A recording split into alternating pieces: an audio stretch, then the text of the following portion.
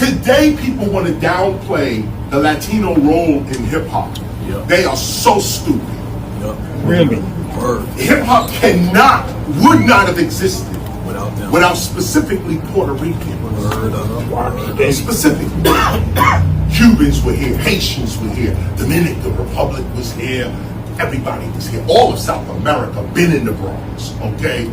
But Puerto Ricans in particular sided with the black folk here, and the Jamaicans were coming in as well. And this group of Puerto Ricans, Jamaicans, and American blacks made hip hop. Not American blacks, not Puerto Ricans, not Jamaicans. All of them made the culture.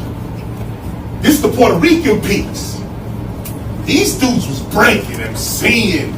Listen, there's a lot of people that's not even from New York, that's not even from the Bronx, want to talk about the Puerto Ricans had nothing to do with the start of hip hop. Are you crazy? Are you crazy? Everybody think hip hop started in Sedgwick, but in reality it started right there on Washington and Soundview with DJ Disco Mary, original Black Spain, and his right hand man was a Puerto Rican. Pendejo. What is going on, fam? We are live right now doing our thing. Let's get everybody in the room. What is going on? Ain't been on in a few days, but I'm here. What's up, man? We here. What's Zoe Williams? What's up, brother Zoe? I ain't seen you in a minute. How's my good brother Zoe Williams? We got Nikki the God. Shout out to Nikki in the room. How's everybody living? Dr. Randy Short, I see you down there, brother. Just get my microphone coordinated. Man, I hope you guys are having a great week so far, ladies and gentlemen. We are in the building doing the late night tap in, as we always do. And everybody, if you're not following me, give me a nice follow. Follow my page, all the new people coming in. Also subscribe to my YouTube channel, which is Tariq Radio. That's my YouTube channel. Subscribe to that. Ladies and gentlemen, a lot of good stuff on there. Did y'all hear that debate I did with it was an impromptu debate that I did with against several people. It was like me against like 5 people. And I was smoking all of them. Some of these alt-lice dudes. These dudes clicked in with the alt-right. See, it was Myron, that Sneeko dude, a couple of others. And I was going at their ass. That was an impromptu debate. I wasn't even planning it. I just saw that they had a room and I went in there and they started calling me to come on up.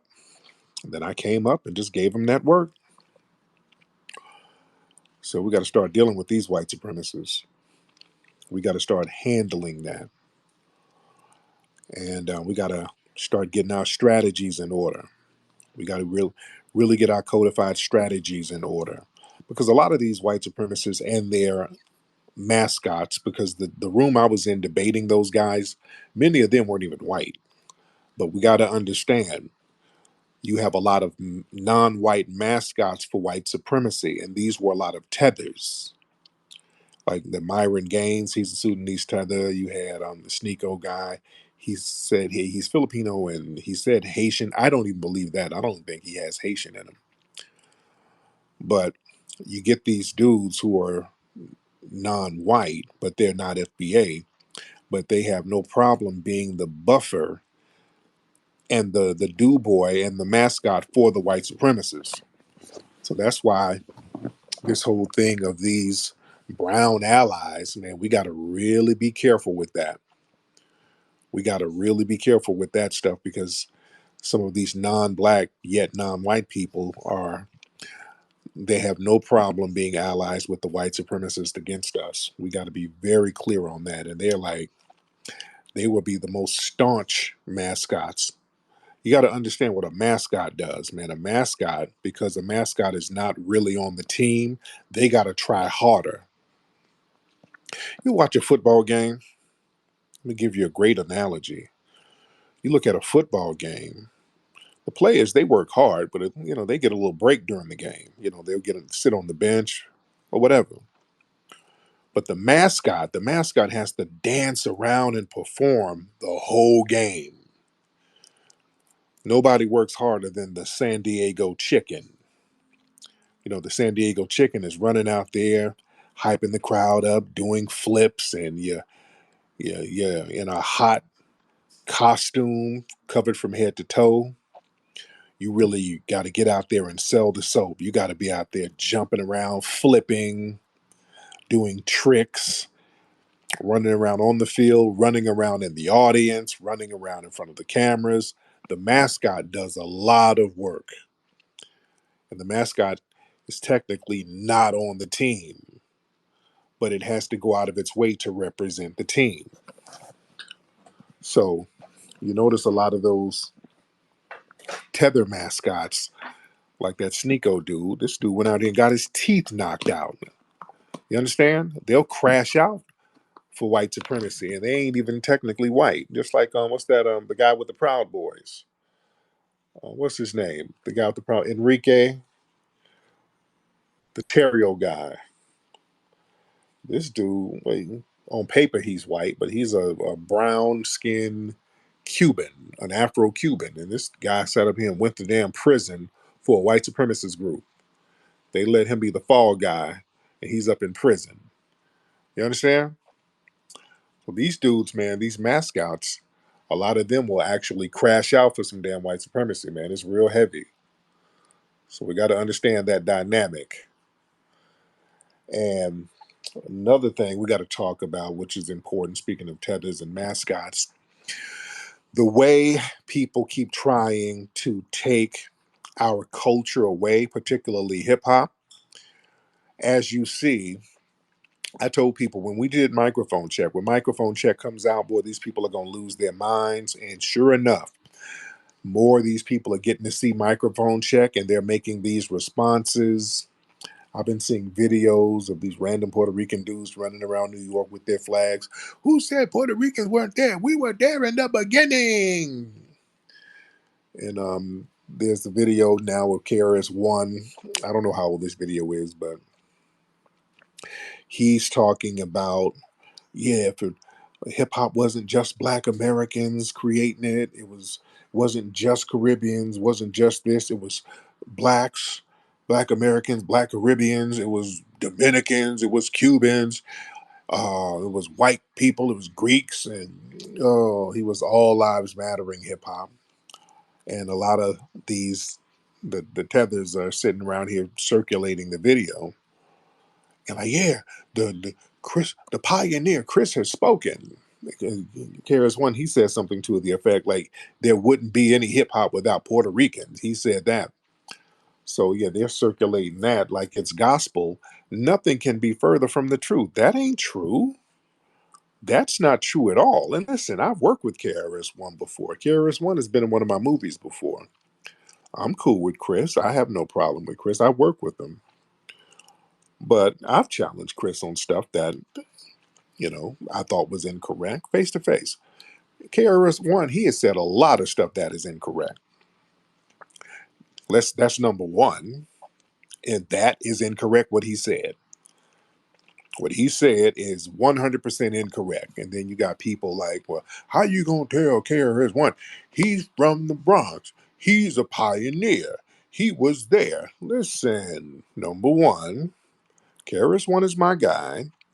He's not a pioneer. If you say that KRS-One is a pioneer, that means you don't even know hip hop. So you just nullified any seriousness in the conversation. KRS-One, he's a legendary rapper. He's phenomenal.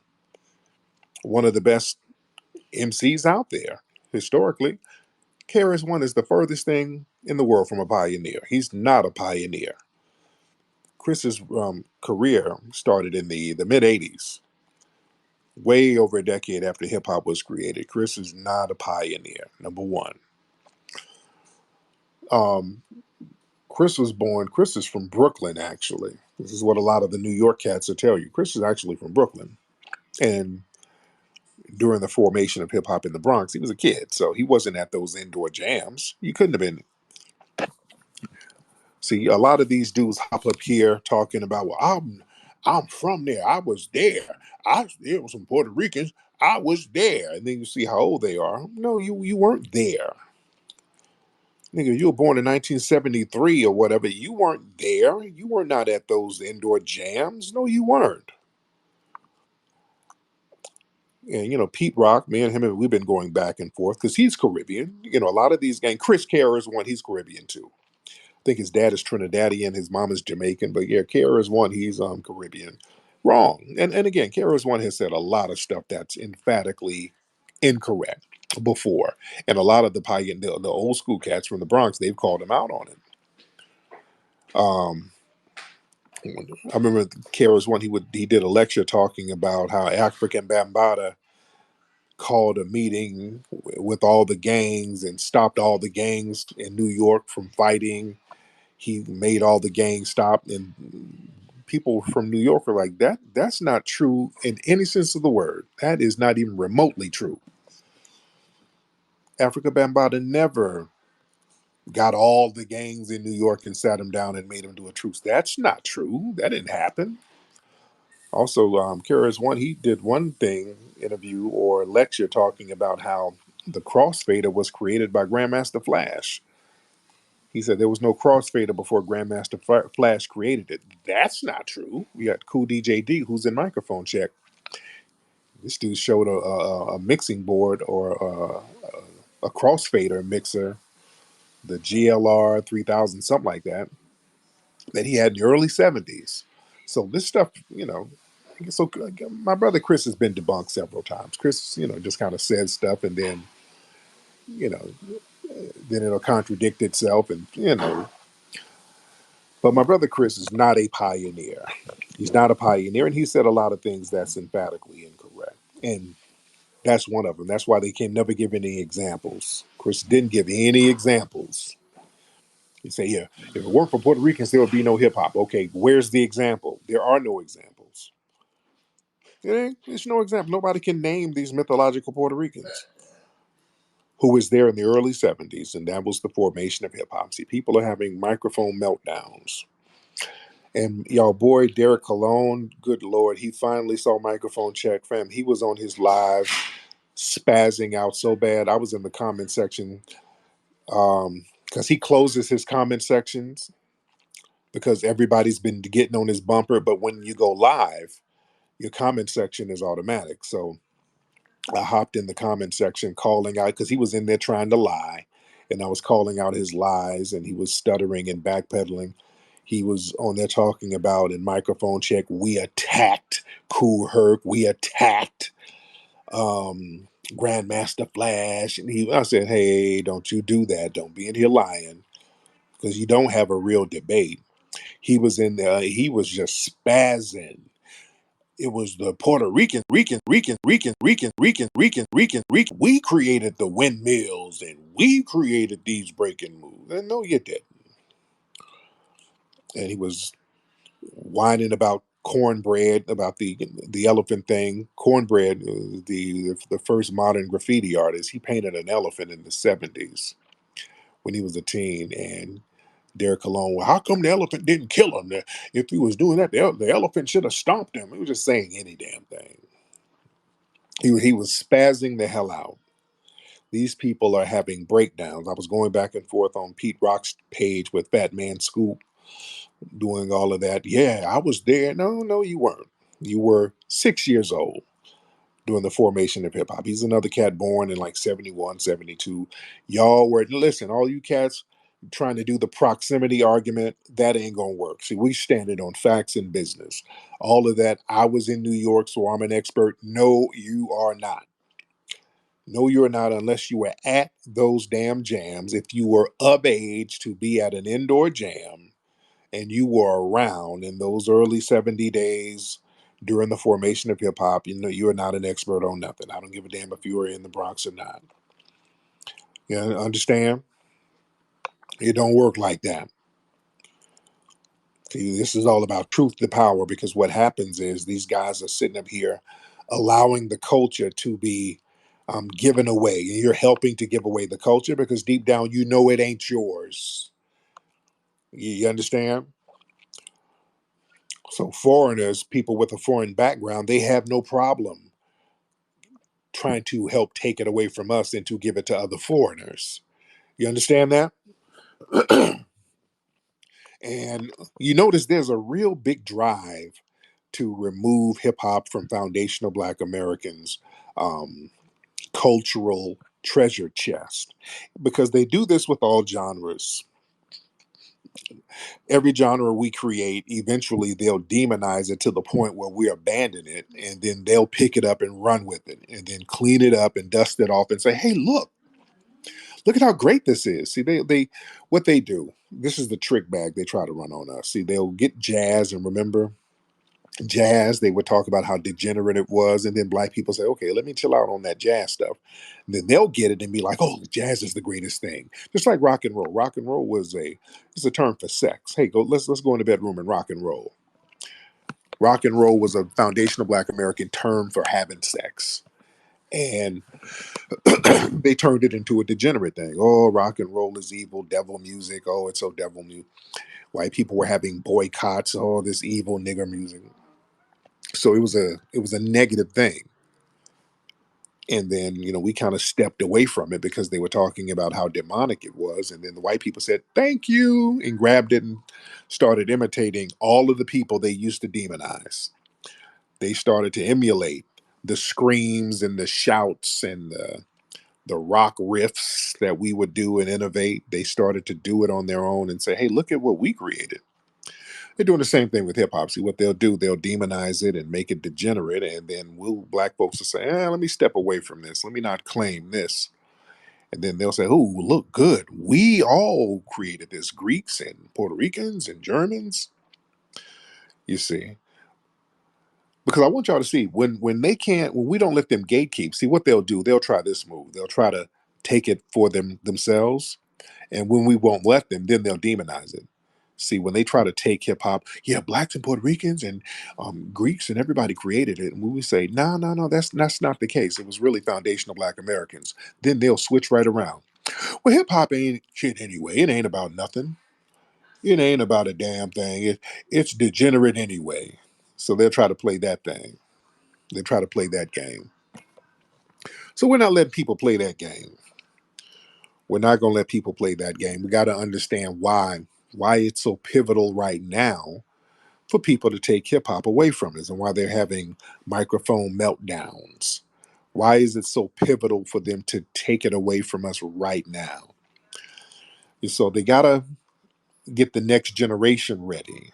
You see, hip hop has already been around for 50 years, 50 plus years. So they got to get the next generation ready. So it's very important for them to erase our creation story of it. You got to erase it now so that the next generation will see that other people were the false creators so that they can make it more commercially viable. See, when you remove us out of it, then you can get more people in the dominant society to get up on it. You can exploit it more if you get us out of the mix. You can do more commercial exploitation. Because see, when you think hip hop now, automatically you think Black person. So that's a very niche audience. But if you want to really, really get it mainstream and get some of those elderly white folks in, as well as young people and all of that, if you want to get some of that old white money, that middle-aged white money who, when you think hip hop, they think young Black guy who's gonna come and have sex with their daughter. No, no, no, no. Let's put a white Latino face on it. No, that he's not so bad. And say that, well, he helped create this, and this Greek guy helped create it. So now that an old white person, you keep telling an old white person that, they're like, oh, okay, I'll buy a product with a hip hopper on it. I guess it ain't so bad. I guess I'll buy my kid the little hip hop clothes, you know, because the white Latino won't come in there and take her little cookies. I guess it's that kind of thing. So that's one of the reasons why they have to kind of erase us from the mix. And another thing too, which is very important, they understand the dominant society. They need socio-political control. Hip hop it originated as a voice for the marginalized foundational Black Americans and other marginalized groups. They said, okay, we see what the FBAs are doing. Let's get on that. They got on it later. But hip hop and all of our grassroots movements, it was about the marginalized people standing up for themselves and being seen. You were being excluded. We were fighting against the system. You understand? And hip hop has always challenged systematic norms. It's always been a thumb in the face of the systematic norms. So if you don't let me go to art school, I'll get a spray paint can and I'll turn this whole city into my damn canvas. That's what Cornbread did. Cornbread was the first person to create an art movement. See, I don't want people start talking about, well, there were folks writing on walls back in this day. Everybody has written on walls before. I mean, people, cavemen wrote on walls, but the first person to use an urban environment, an entire urban landscape as their canvas, and then turn that into an art form, it was one person. It was foundational Black American, Cornbread out of Philly. That's the very first person to use an urban landscape as his canvas and turn this thing into an art form. And then everybody followed him. As period. There's nobody before him who did that. That's not even up for no damn debate. If there's somebody, damn it, name them. If there's somebody before Cornbread, you name them. Cornbread was in microphone check.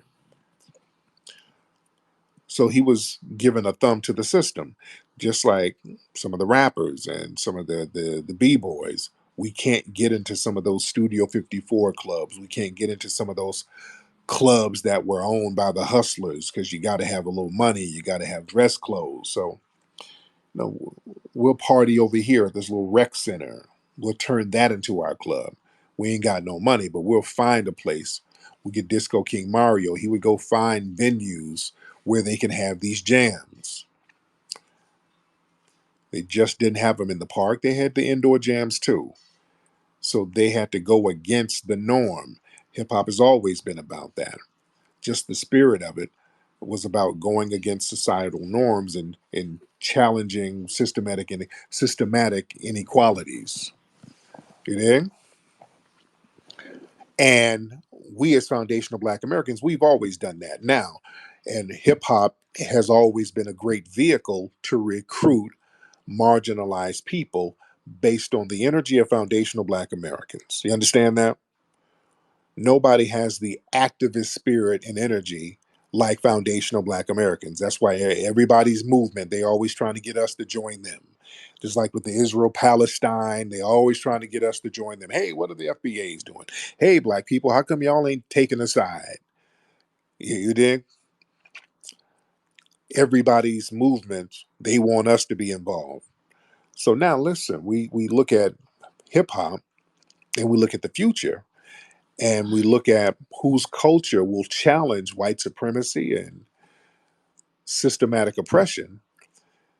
And we've always, since, in the last 50 years, we've used hip hop to help facilitate a lot of that stuff. Um, Going back to NWA, F the Police, that was a protest song. They were using hip hop to challenge something. I remember during the LA riots, people were running around yelling, F the police. You understand? A lot of hip hop has been the backdrop for a lot of music. Fight the Power, Public Enemy. At a lot of protests, that's what people were playing. You see?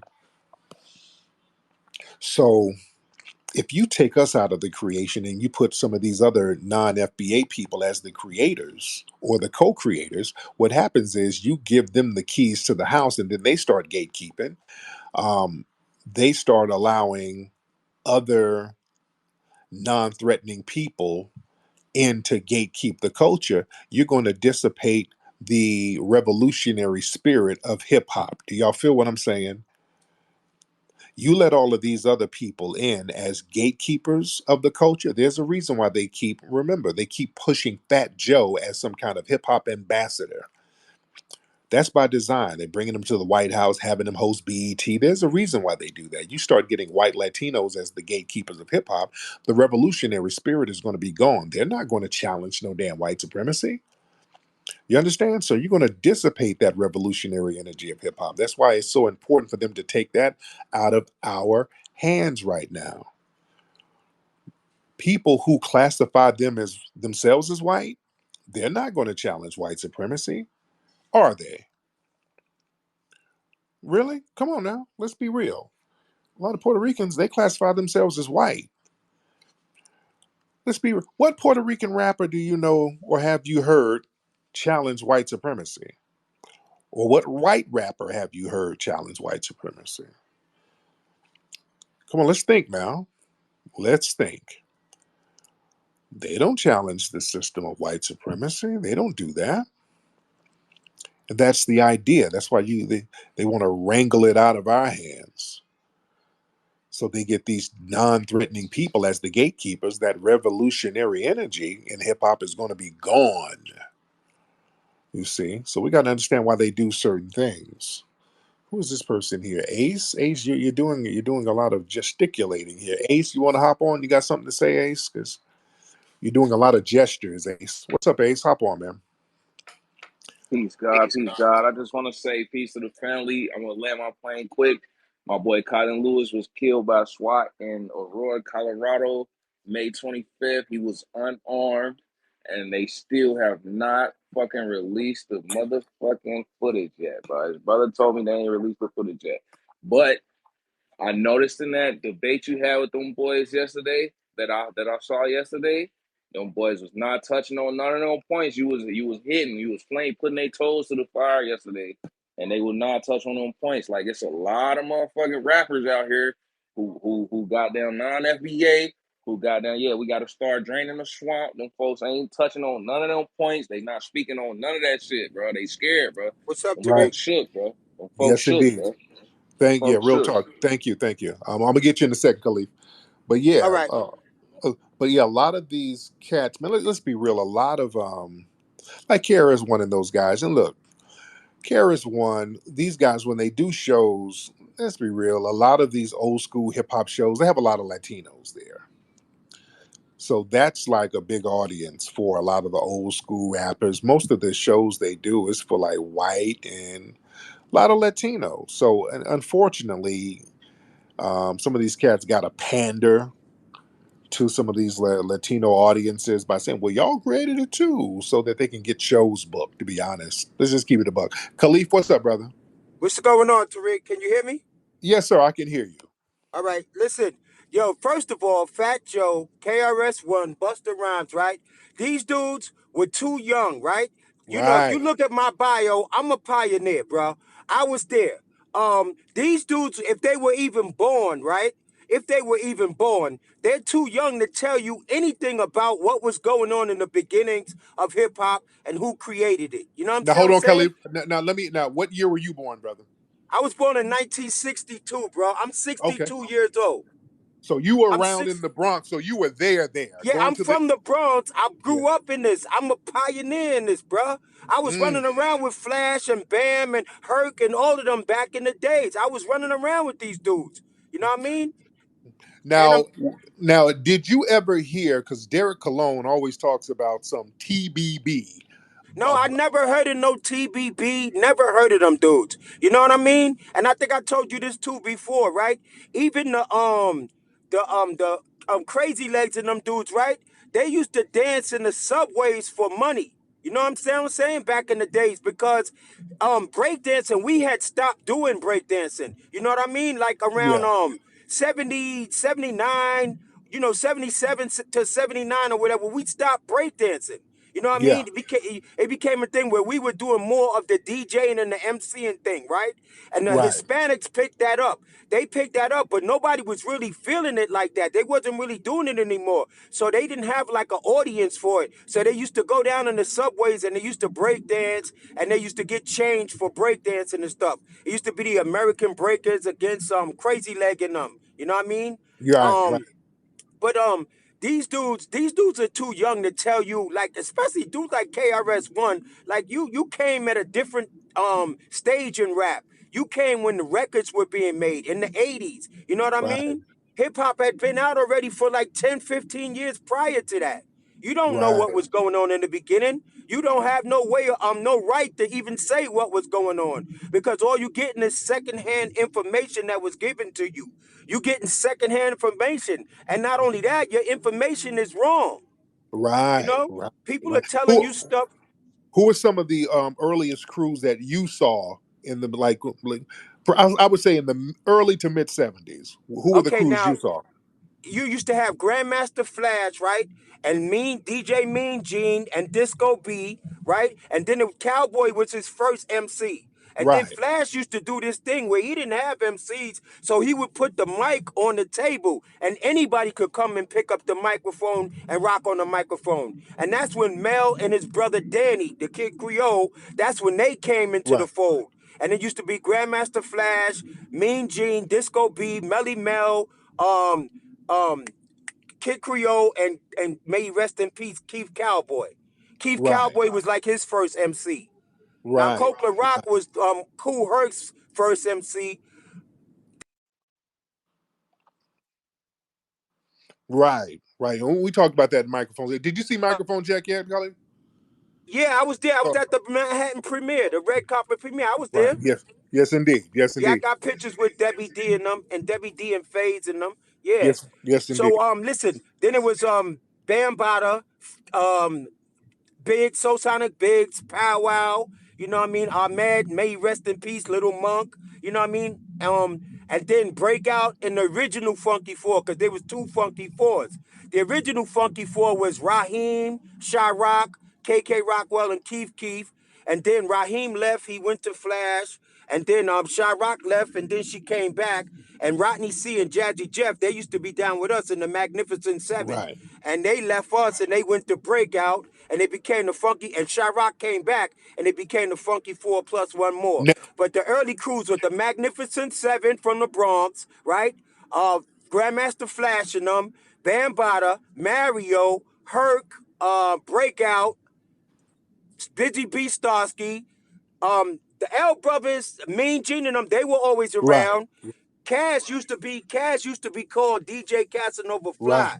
He wasn't called Grandmaster Right. Cass. You know what I Right. mean? Right. Back then, you know. But you know that they, yeah. Go Now, ahead. when did you? Now, when you were in the Bronx, were you kind of just going to different places, or did you we just wanted in one area? What part of the Bronx were you primarily in, and where did you go to? Okay, so yeah, the geographical thing was like this. The Bronx River area and Rosedale area and all that over there, Bam, Mario and Bam controlled that Yeah. area. Herc controlled the west Okay. side, Yeah. right? With Herc and the Herculoids, Yeah. right? Bam and the Zulu Nation. And before there was a Zulu Nation, there was the Bronx River Organization. And before the Bronx River Organization, there was the Black Right. Spades. You know what I mean? So it morphed in from one thing to the next thing to the next thing. Breakout in them was uptown. They were uptown, like in the Gun Hill Right. area. So it was all geographical. Everybody had their area. You know what I Right. mean? And they could, but we all intermingled and went to different each other's Okay. areas. You know what I Okay. mean? Now. And that's how everybody got known. That's how everybody got known all over the Bronx, because you would come down to somebody else's area and DJ down there, Now. and your name got known in that When you area. were moving, going around different places, did you see Puerto Ricans, or when did you first start seeing the Puerto Rican b boys? Go ahead. Okay, now there was always Puerto Ricans in the Bronx, so let's be clear about that. There was always Puerto Ricans in the Right. Bronx. The thing with that is that they were doing their thing over here, and we were doing our thing over there. Now I told you this too before. Like they used to come to the parties. Like if we were in 63 schoolyard, Yeah. right, and we throwing a party in the schoolyard, they would be on the outside of the schoolyard on the gate, hanging out there. They wouldn't come inside the Right. party. They wouldn't come Right. That's why inside, I'm asking but they were the not B. Right. participants in none of it. Right. That's what Yeah, I'm saying. When I say when you saw Puerto Ricans, I mean the b boys, the DJs, the MCs. Who there did you? was none. Oh, There were none. right. There were none. Not back then. Right. No, they didn't do that. They didn't do that. And you know they used to look down on it. You know, they used to look down on it. You know what I mean? Like, yo, why you even hanging out with those dudes? You know, doing that. You know, they used to play the congas and all that stuff and do salsa music and all of that. They didn't mess with hip hop. They didn't mess with us. The first person to ever really even associate them with us was Kaz. Kaz was with, I think, Disco, DJ Disco Wiz, Wiz. Yeah. Disco Yep. Wiz, or something. Right. Yeah, yeah. And that was the first time a Hispanic was even involved with hip hop. Right. That was the first time. Now, what was the PAL? The Webster's PAL. What was that? Oh, the Webster PAL, that's the police athletic league, Oh, okay. right? And so it's like a boys club. It's like a Oh, boys club, you know, like that. Yeah. okay. And so they used to have a center where, you know, all the kids, all the youth used to go to and everything, you know, to keep the youth out of the streets and all that stuff like that. So they used to let us go up in the PAL and throw parties and stuff in there too. You know Oh, what I okay. mean? One of the most famous ones was on 183rd Street in Webster Avenue, the Webster PAL. Okay. You know what I Okay. Yeah. mean? Because like that Yeah, name keeps popping up in the hip hop circles, and I always wonder what exactly was that venue. Okay. yeah, That's good yeah, stuff, man. Interesting stuff. But yeah. yeah, they keep trying to crowbar these mythological Puerto Rican b-boys in that don't nobody know. Uh, In the beginning, there was none. There were none. I mean, I don't even, there's no Hispanic pioneers. I'm gonna say this too, man. Jamaicans, Hispanics, and so on and so forth. With no disrespect to anybody, but okay, we breed rappers by the thousands. I mean, we just breed them, yes, right? Where's all the Hispanic rappers at? Where's all the Jamaican MCs at? Where they at? right. They're not, you know, they're not as prevalent in it as us. Even today, it's 50, 60 years later, right? But where are they? You know, you don't have 10 big puns out there. You don't even have 5 big puns out Yeah, there. You know what I'm yeah, saying? You don't have all these Jamaican Meek Mills and all this other stuff out. Where are they? If they breed them like that and they co-creators, where are yeah. they then? Also with the b-boys, because like the Derek Colones and all these people keep talking about how the black folks got the moves from the Puerto Rican guys, and black folks weren't hitting the floor. Were the brothers and were they hitting the floor early? Yeah, yes, we was hitting the floor. Of course, yeah, we were hitting the Exactly. floor.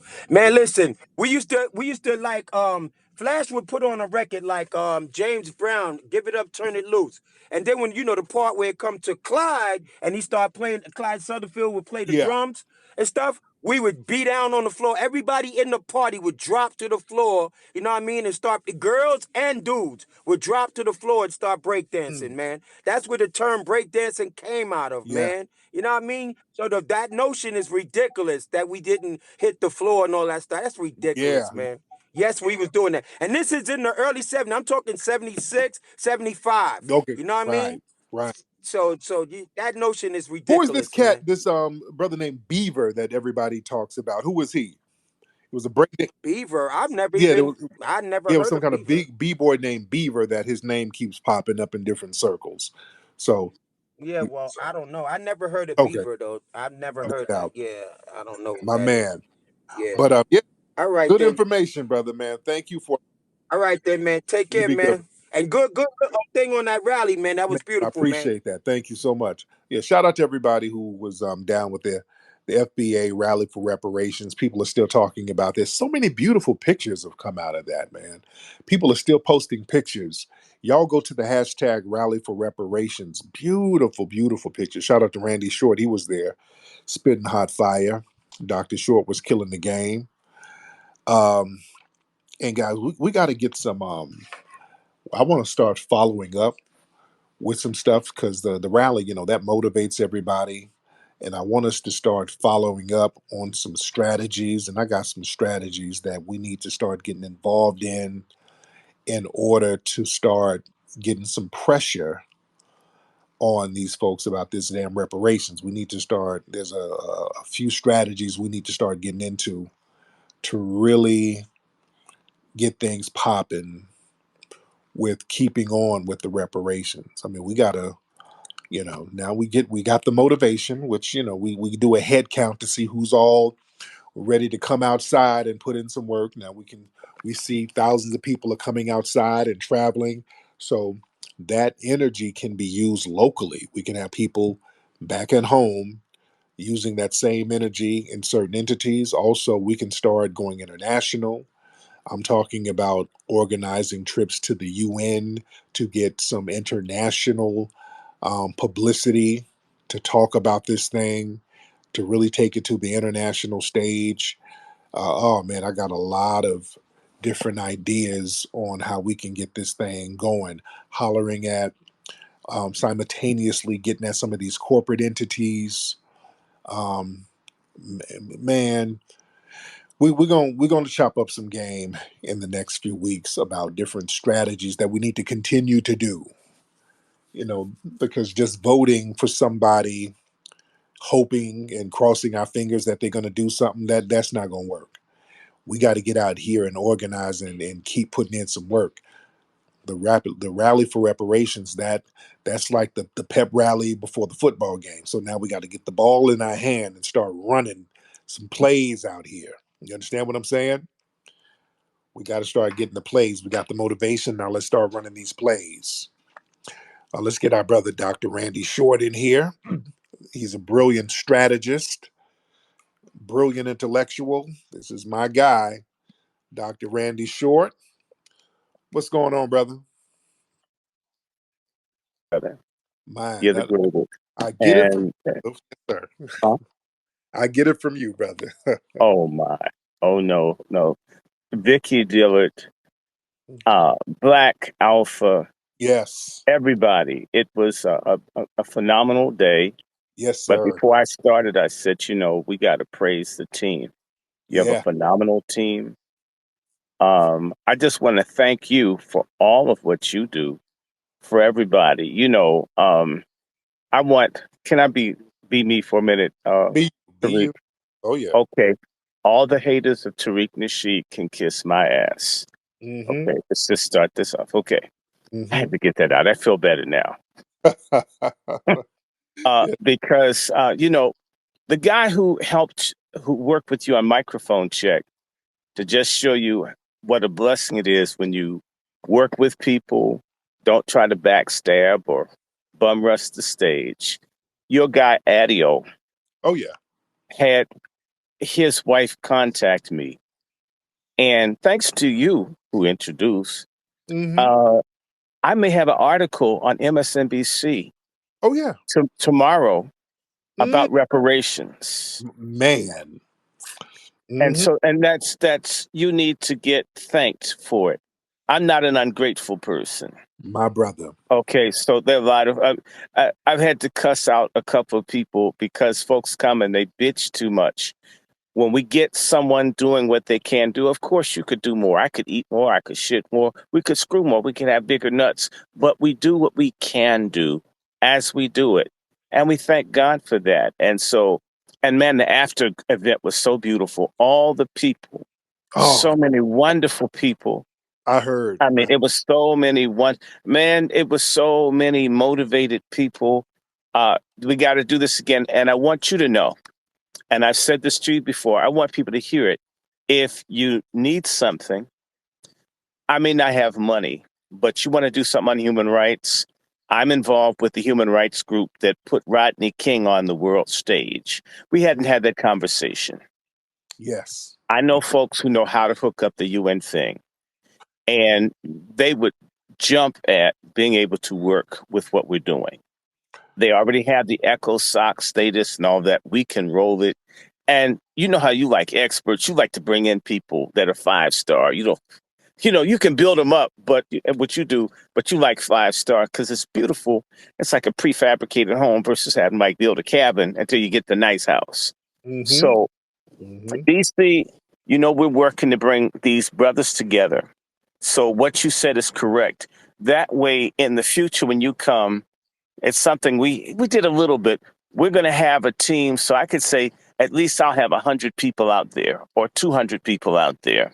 Yeah. And so this must be supported. And by the way, did you see my mother there? I mean, with her bad legs and shit, she had a great time. Oh I yeah. mean, I mean, she was like lusting after you. Who is he? Shoot. I mean, my mother looking at you and grope Big Daddy Kane. I says, "Damn, mom." So my mother, she hugged Vicky, had a great time. It was beautiful, Yes, and indeed. everybody needs to buy everything that you make because we need capital. Yeah. And so that was my intro. Now, mate, I talk about this Puerto Rican stuff for a minute, please. Yes, And please. Yes, yes, sir. all right, let me go back 52 years. 52 years ago, the Puerto Ricans had a major heroin problem all over New York. Why?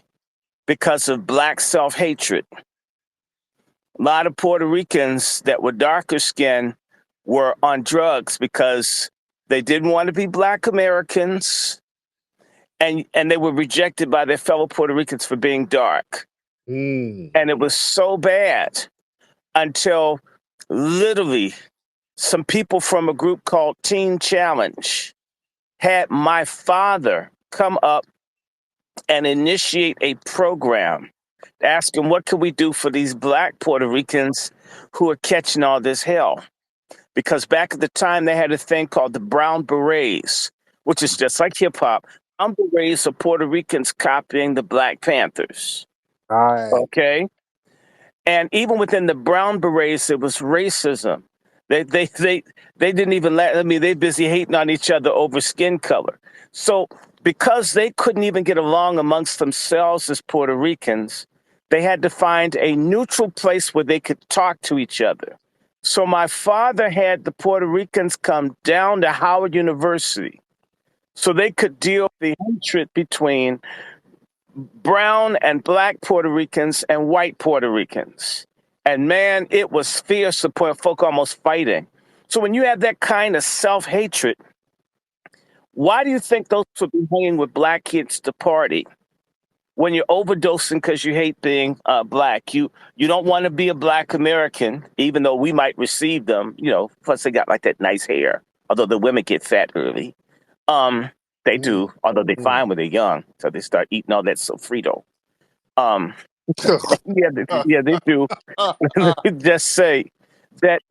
So my exposure to these people is that the Puerto Ricans had so much black self-hatred until the people would run from anything that could connect them to black people, with the exception of Santeria.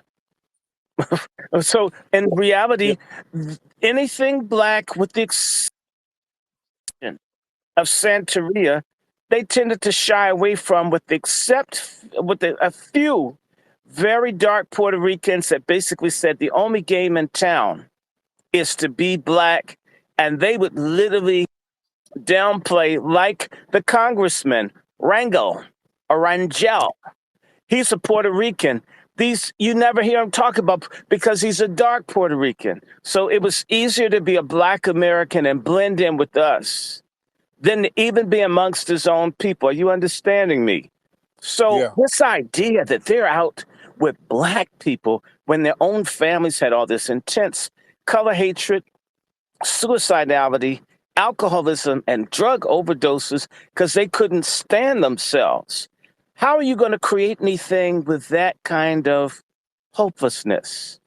Mm. So we are optimistic people. They came from Puerto Rico in really large numbers starting in the 50s, Operation Bootstrap. They weren't even in the country really good, a good 20 plus years. How are you going to Right. create a brand new art form? Bullshit, you didn't.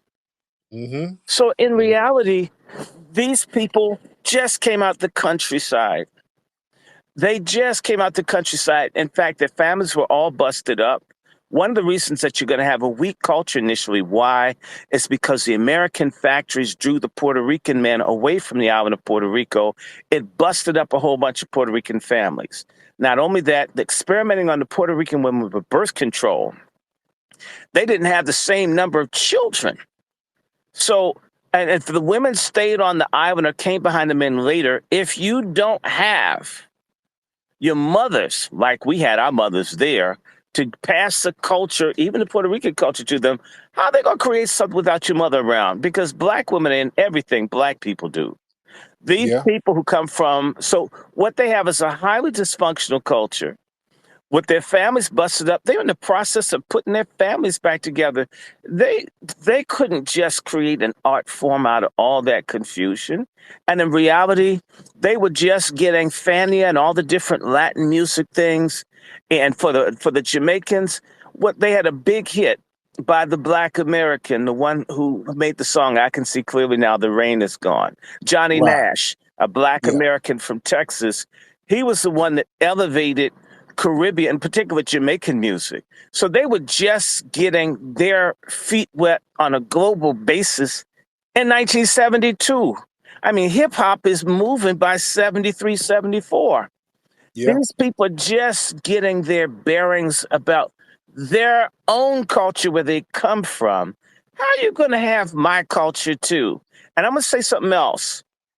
A whole bunch of people from the Caribbean that came, first generation in particular, had the snooty parents that didn't want anything to do with Black Americans. Let's be honest. Right. They came here on very tough terms. I mean, the Caribbeans, their kids are in school. They were busting their asses when they first got here. Now, it sort of went down in the 80s, but initially, those folks had to be so careful because they'd be deported. Some of the Right. laws changed with Reagan that allowed anybody's ass to be up in here. But initially, folks had to be on their P's and Q's if they were from the Caribbean or other Latin American countries. And so, why would you hang out with a bunch of people you've been told to avoid? Black Americans are the criminals, this, that, and the other.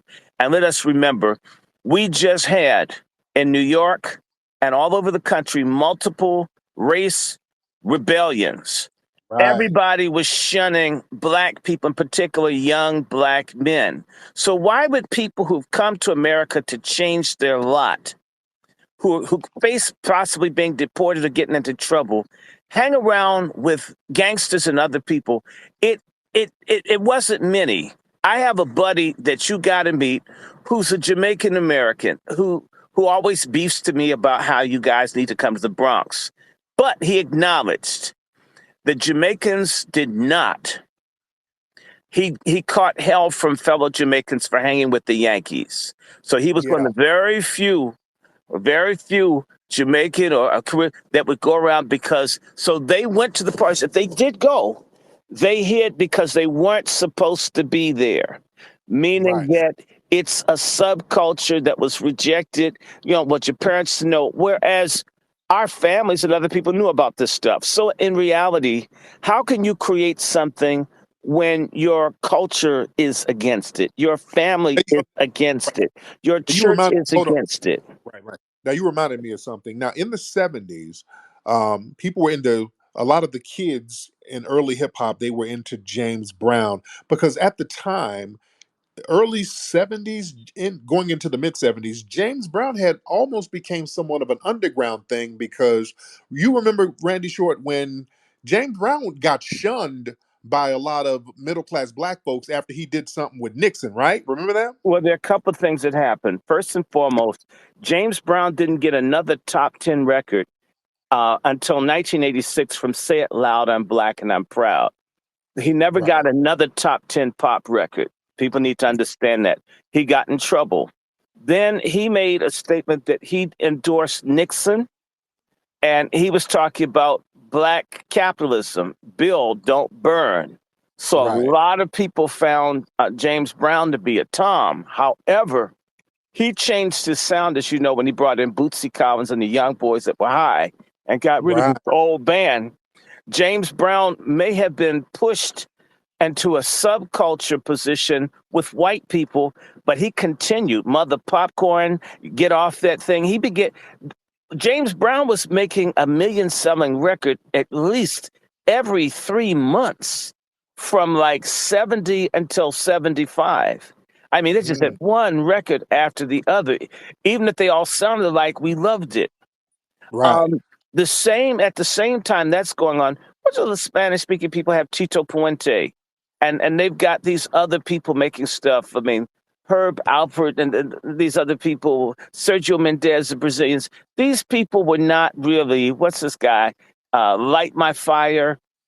They were not doing music like James Brown. In fact, you can't name a major dance record in English made by anybody, Puerto Rican, or for that matter, Jamaican, with the exception of Carl Douglas's Kung Fu Fighting in 74. You don't have a lot, not even black pop are these people making sizable records. I mean, they're not doing early disco, they're not doing funk, they're not doing art, they're not doing anything. I mean, maybe you had the group from Miami, Foxy, Get Off, that's like middle 70s, but hip hop, come on. People need to be honest about this. These people, and first and foremost, what's the dominant religion of many of the people from the Caribbean, particularly Spanish speakers? The Catholic. Right. How many beats you think they have for when the nuns can't get none and the priests can't get any? Really? I mean, your religious leadership can't even bust a nut with the approval of the Pope. I mean, what kind of music in the Catholic Church? And the music that did change the Catholic Church changed in black Catholic churches with gospel.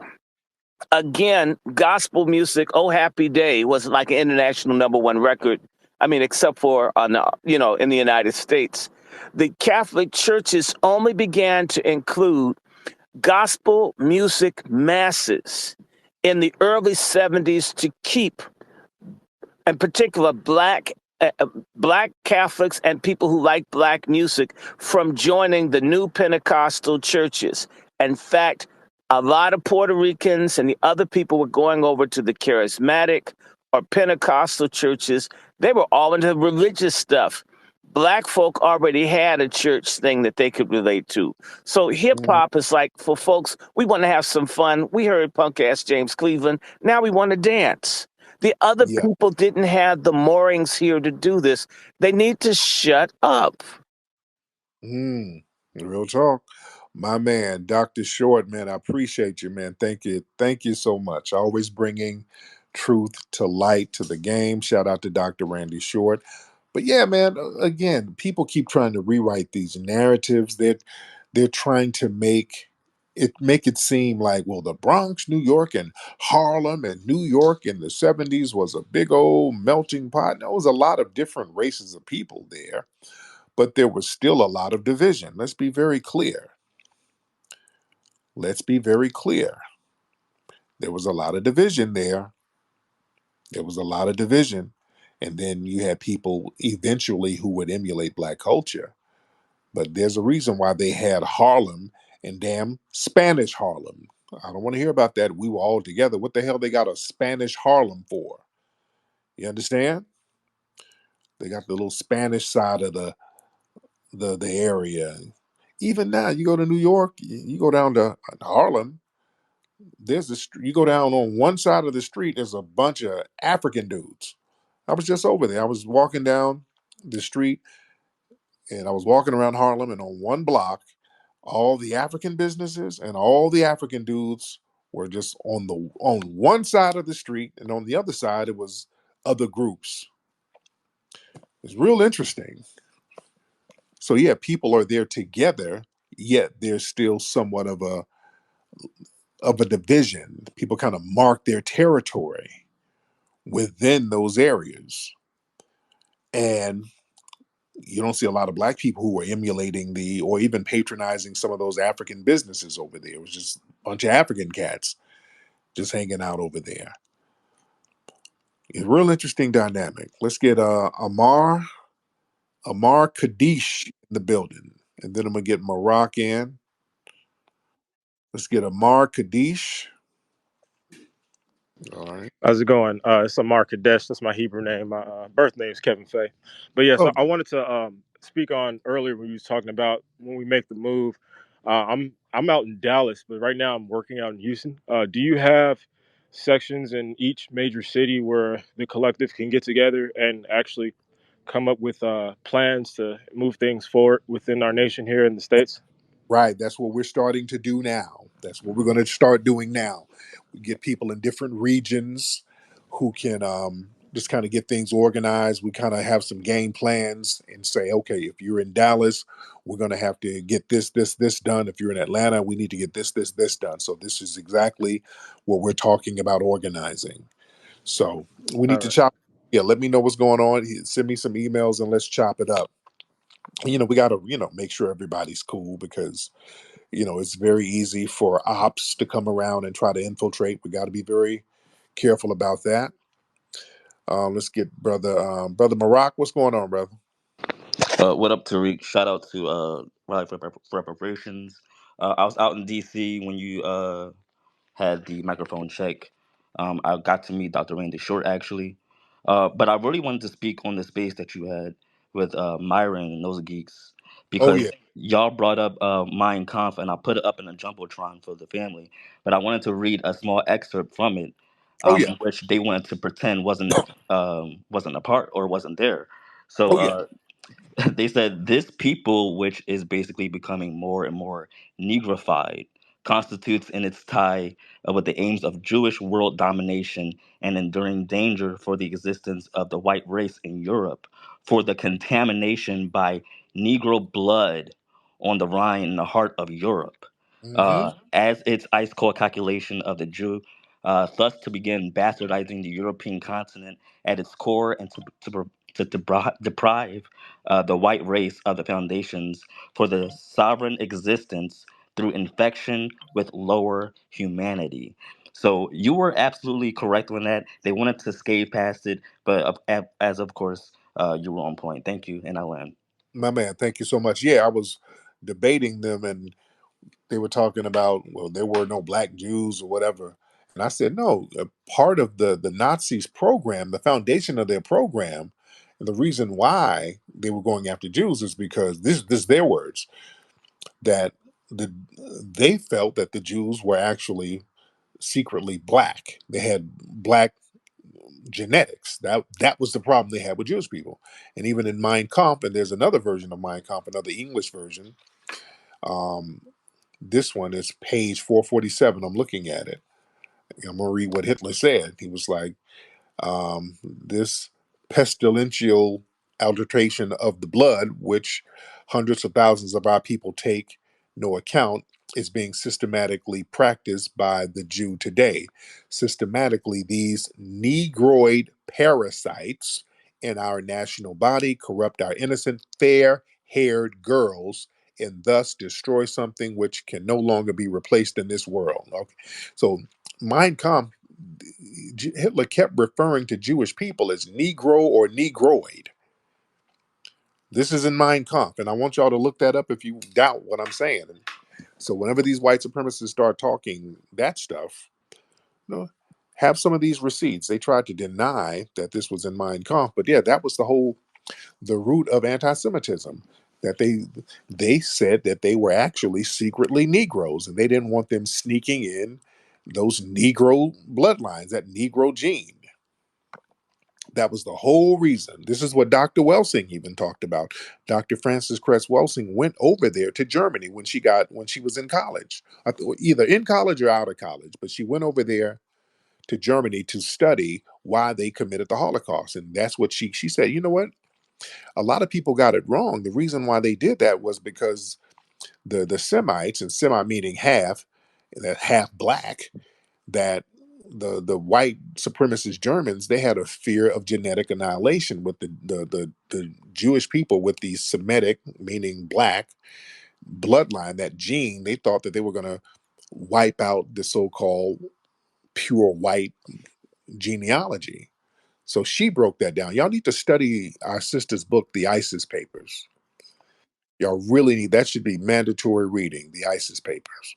Sister Brooke, we got Brooke in the building. What's up, beloved? Well, good night. How are you? Good, dear. How are you? I am well. I just wanted to speak as a New Yorker about the whole Puerto Rican and Black thing, Yes. and just to share a personal experience of mine.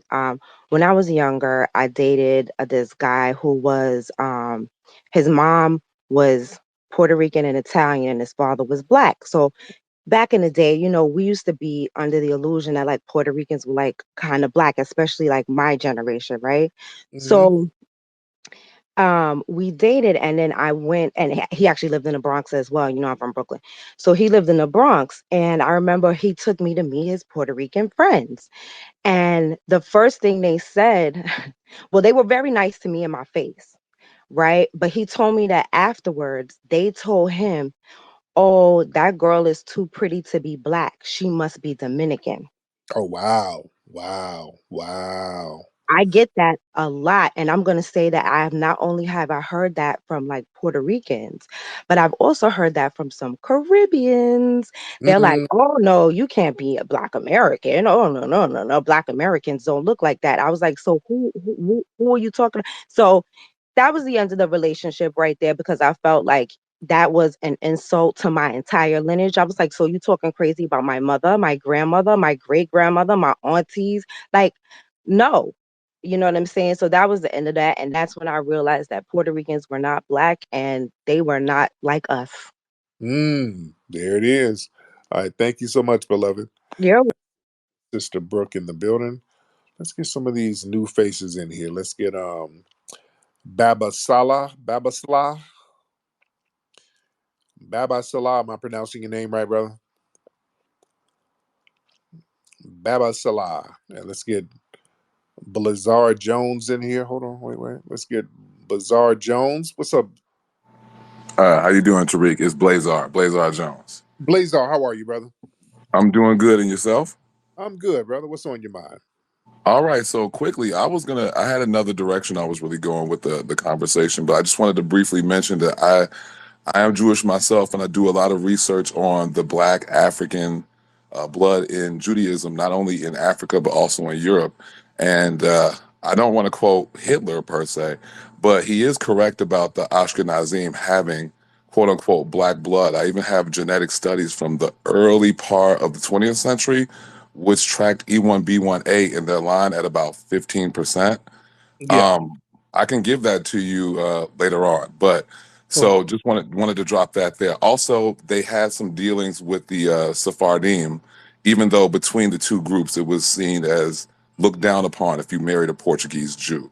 So they still have their own inner beefs, but yeah, quite black. Wow. But the thing that I really wanted to bring up, and yeah, thank you for bringing that up about the blackness in Ashkenazim. But what I Oh yeah. really wanted to say is I'm a super huge fan of your documentaries, but not only that, your documentary style. Like I've seen you like from your first documentaries grow and change, and I don't want to say like anything was ever bad, but I've seen you increase quality and get that, just you come into your own as Yes. far as your voice and how it's presented. So first of all, I want to thank you for being a influential black filmmaker, and really what I wanted to do is pick your brain and sort of get an idea of where'd you get your ideas from. How did you start doing the documentaries? How did you pick a style that you liked, and what were your major influences? And I'll go ahead and drop down. Okay. Good. Good question. You know what? I created my own style of doing the documentaries because I got a short attention span, and I wanted to create documentaries. I'll get you in a second, Huckleberry. Hold on, dear. I wanted to create a style of documentary filmmaking that I would be interested in, something that I would want to sit down and watch. Because your sister can if you're making some beans. Oh, hold on. Okay, there you go. She's making her late night snack. Hold on, sis. But yeah, I wanted to make the type of film that would just kind of get to the point, not be too monotonous, um, something that's visually stimulating, very quick. I wanted a lot of images on screen because I understood the internet age. People are so used to looking at social media, so everything is fast and everything is boom right there. You got to get right to the point. So when I do the films, my style, there's a lot of visuals being shown all the time. There's a lot of motion being shown. So you can't look away from the screen. That's why when you see my films, they're like 2 hours, 2 hours and 30 minutes, and they go by real fast. You realize you just sat in the theater for like 2 hours and 30 minutes and you didn't even realize it because everything was coming at you so fast. You lose a sense of time. So you get so caught up in the moment, you get so caught up into what's going on, and you don't want to look away. So your attention span is always, um, we got your attention, and we have to maintain the attention. So I just created a style around that. And with microphone check, everybody across the board, even the people who are upset with the narrative, they'll say, "Well, damn it, it looks damn visually stunning." Even Derek Cologne had to say that. He was like, "Damn, the film, even though he's lying about what was said in the film, he was like, hey, he had to give it up. Like visually, the film is superb. Nobody can argue that at all. Superb." And I told people just the visuals of Microphone Check. I mean, we shot it like it's in 4K. I mean, it's crisp. Just visually, it's a crisp ass film. On top of just the content being great too, it's great content. Now, Huckleberry, hop on, ma'am. You got a lot of stuff going on here, dear. Hey y'all, can you hear me okay? Yes, ma'am. How are you, beloved? I'm doing okay. I just wanted to chime in. There are a lot of things that I want to say, but I'm going to limit what I have to say as best I can. The very first thing I want to say is thank you, Tariq, and Mm-hmm. congratulations for everything that you have done for the Black American community. Mm-hmm. All of us recognize and appreciate our ancestors. We know who they are, our iconic ancestors from Dr. Francis Cress Welsing, those who are alive and dead, and you are one of them. Mm-hmm. And we know all of your proprietary works. I just want to suggest, and this is just an offshoot before I get into it really fast.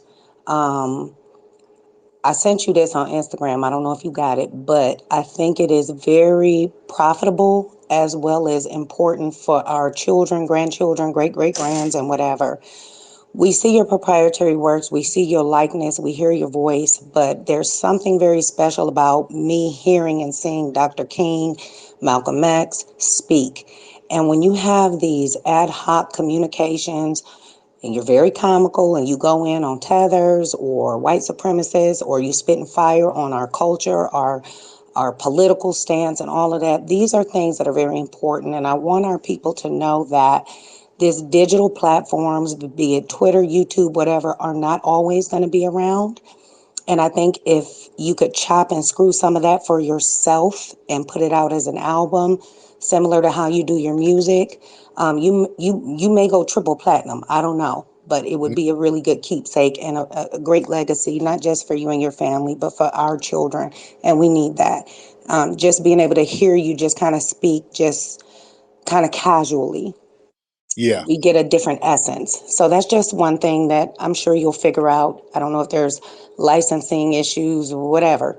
I'm sure you'll figure it out. Mm-hmm. So that's one thing that I wanted to say.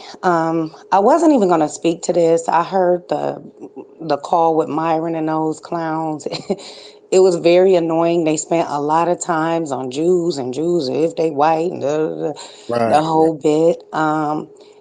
It's important for people to understand the history. A lot of us don't understand the history prior to so-called slave capturing in Africa and being brought over here. A lot of us don't understand that no, we aren't Africans. We went to Africa to hide, but we lived in a whole nother region. That whole region over there right now is being recolonized for Black resources.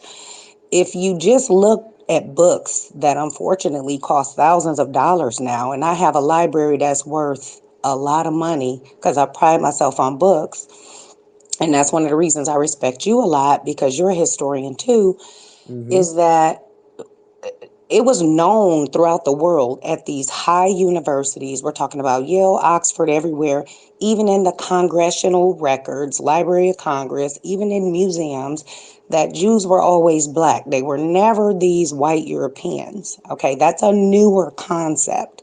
And that came about for a very specific reason.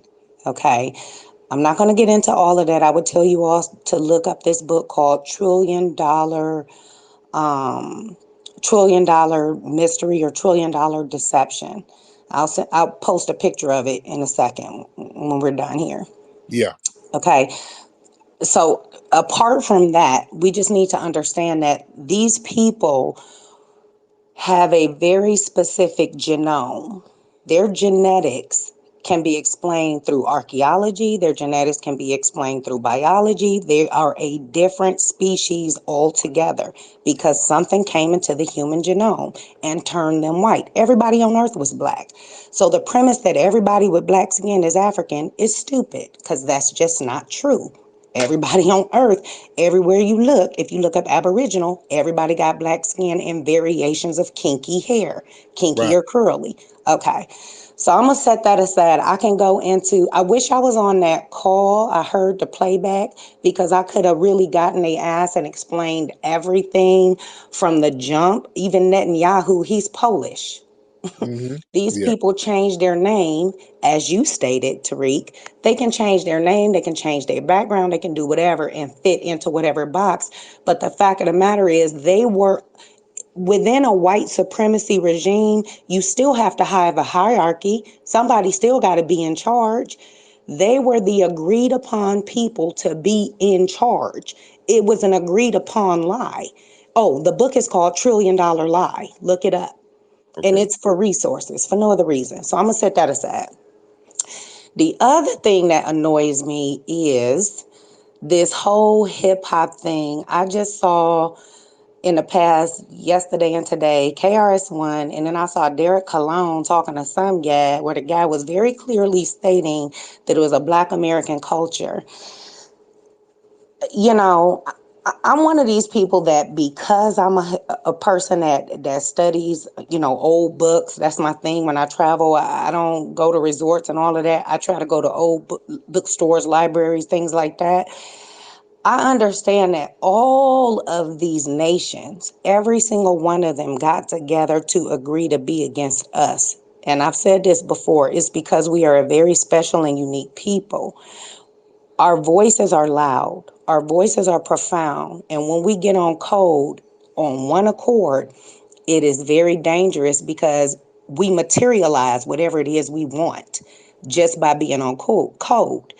And these people come together with the US government and they are in agreement to be able to come into our neighborhoods and open up stores, businesses, everything else, and colonize anything that we invent. And they're doing it again with hip hop.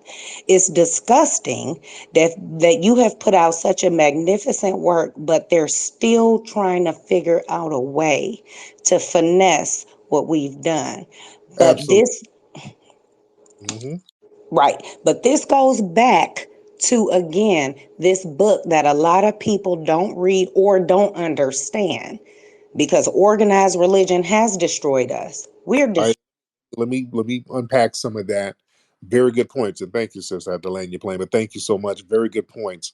And going back to the Myron and those guys with the whole, it ain't white supremacists, it's Jewish supremacy.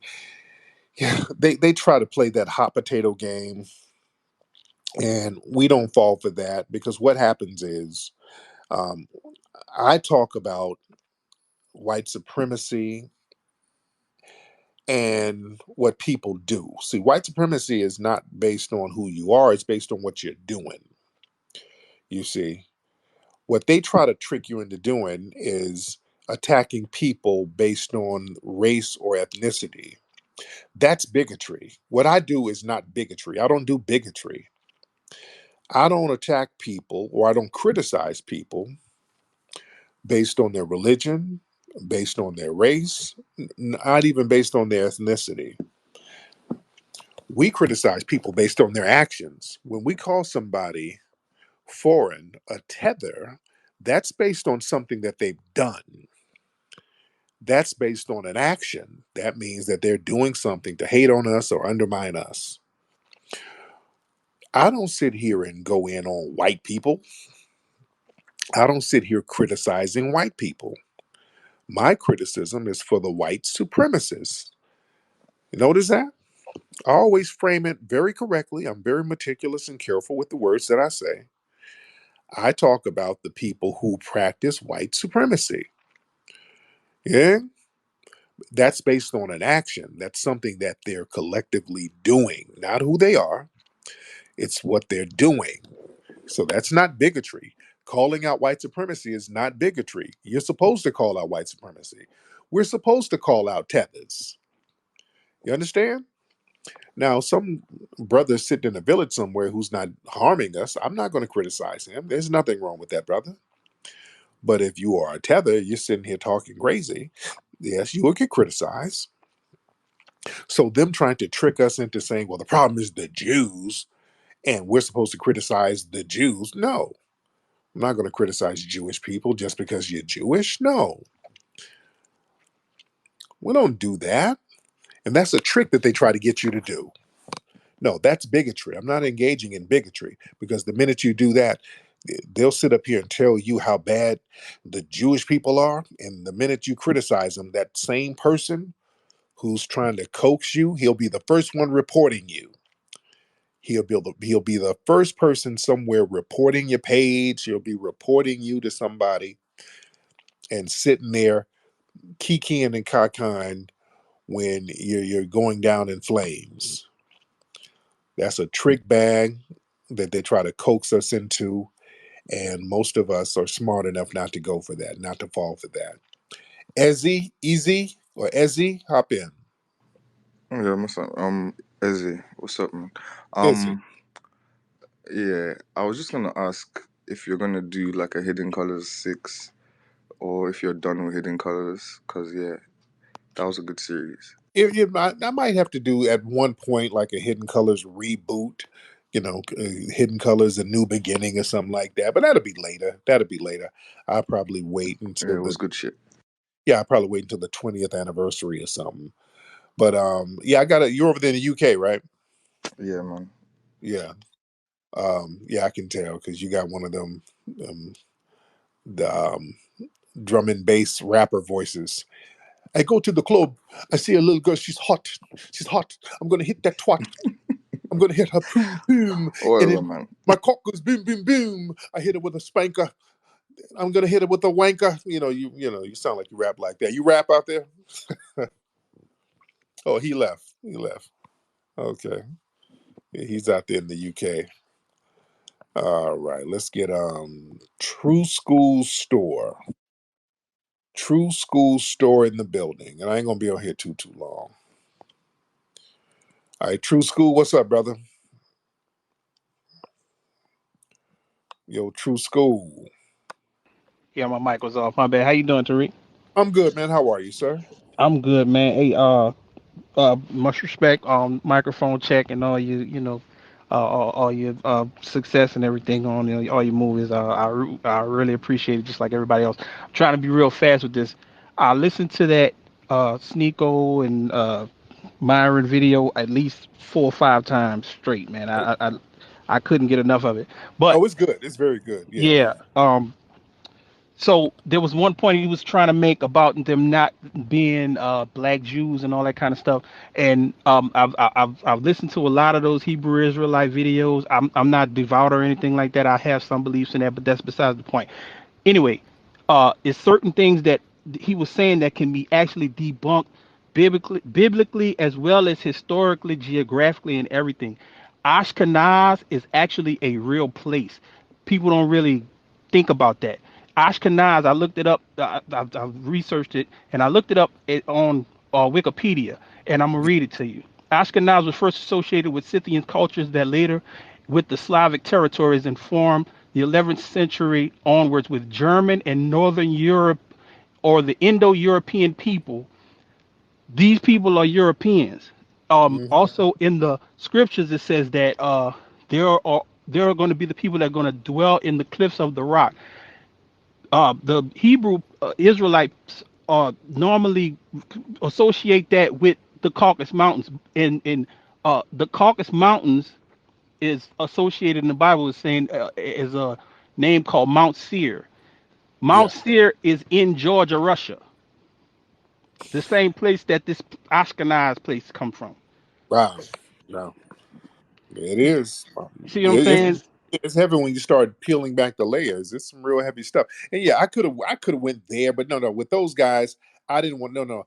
I wanted to get it up out of that whole Jewish. I wanted to get it up out of there because I could have that stuff could have been debunked. You know, there's you got black Jews going back to Eldam the Danite, going back to the 9th century, he was a black man who was telling a lot of the Europeans about Judaism, and there was a African tribe that were Jewish. Man, that that's easy. I wanted to hit those guys up on some other points. I wanted to move that conversation out of that because that's kind of a trick bag for them to get you talking in circles about Jewish people. Because if you're just talking in circles and going back and forth about Jewish people, you're taking your eyes off white supremacy, and that's the whole point. The whole point is to take your eye off white supremacy. So yes, let's talk in circles about who's Jewish and who's not. See, that's a trick bag. So my thing was to cycle out of that narrative and go into the narrative about white supremacy. Always bring it back to the white supremacist narrative and the mascots of white supremacy, which is what they were. Yeah. Man, we still got a lot of people in here. What's up, Nicky the guy? But family, y'all need to go check out the book we got, Hidden Heroes from A to Z. It's a beautiful children's book. Get it at hiddenhistorymuseum.com. hiddenhistorymuseum.com. Hidden Heroes from A to Z. Get that book for your kids. Very important book. Beautiful book for kids and young adults. Get that book. And also, don't forget to get the Rootwork deodorant at rootworkstyle.com, ladies and gentlemen. All right, let me get up out of here. We'll chop up game tomorrow. Papi Akute and Lala Vuve to the family. Y'all be good. Peace. This is the 50th anniversary of hip-hop, and we still have a lot of discrepancies as far as the origins of hip-hop, a lot of claims, who did what, who was the first this, who was the this and that, and such and such. But at the end of the day, we need a definitive story, all right? And that story can only be told by the founders of this culture. Like everything was being driven and influenced by young, black, American culture. Like the slang, the style of dress, the initial music that we chose. Look at all the boroughs. You got, money making Manhattan and money earning Mount Vernon and Crooklyn. The Bronx was the boogie down Bronx. We was partying up there. I am Coke LaRock, the first MC of hip hop. First cat to pick the mic up. I introduced rapping to the turntable because when I came with it, nobody in the world was doing it. I'm right after Rudy Ray Moore. They want to come in the mix, they want to say, we started. No, you didn't. No, you didn't. No, you didn't. What came to be known as hip hop was solely an African-American creation.